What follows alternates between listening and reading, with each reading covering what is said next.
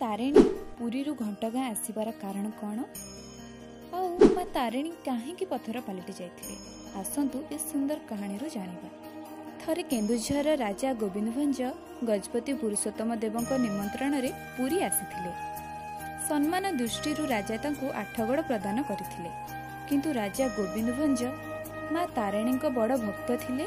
सेथिबाई माँ तारिणी को तांको सह केन्दुझर नेबा पई इच्छा प्रकाश करथिले, किंतु माँ तारिणी तो पातल फुटी से केमिति बा केन्दुझर जिवे एथिपाई राजा चिंतारे पड़ जाइथिले।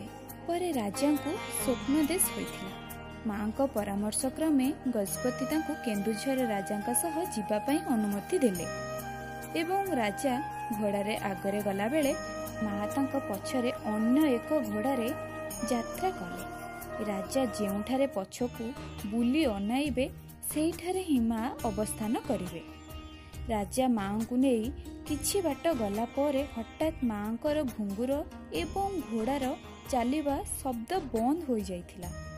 राजा जेतबेले पछकू बुली अनाइथिले माँ सेइटारे ही पाषाण हो जाइथिले।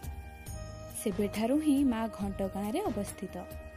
एही छोट कहानीटी माँकर केमिति लागिला जणाइबा सह माँकर प्रिय फूल एवं फल कमेंट रे निश्चय जणाइबे। जय माँ तारिणी।